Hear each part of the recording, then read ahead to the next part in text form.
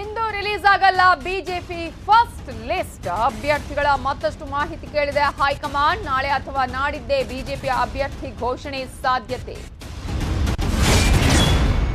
ಕಮಲ ಪಟ್ಟಿ release late ಆಗಲು ಕಾರಣರಾದ್ರ BSY. 25 ಕ್ಷೇತ್ರಗಳಲ್ಲಿ ಆಪ್ತರಿಗೆ ಟಿಕೆಟ್ಗೆ ಬಿಎಸ್ವೈ ಪಟ್ಟು. ದೆಹಲಿಗೆ ದೌಡಾಯಿಸಿದ್ದಾರೆ ಹಲವು ಆಕಾಂಕ್ಷಿಗಳು.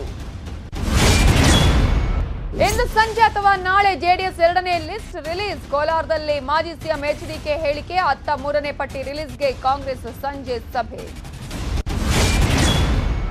ಎಲೆಕ್ಷನ್ ಅಖಾಡದಲ್ಲಿ ಅಕ್ರಮ ಹಣದ ಹೊಳೆ. ಬಾಗಲಕೋಟೆಯ ಹೊನ್ನೂರಿನಲ್ಲಿ 2 ಕೋಟಿಗೂ ಹೆಚ್ಚು ಹಣ ಸೀಸ್. ಬ್ಯಾಂಕ್ ಹಣ ಎಂದ್ರೂ ದಾಖಲೆಗಳಿಲ್ಲದ್ದಕ್ಕೆ ಜಪ್ತಿ.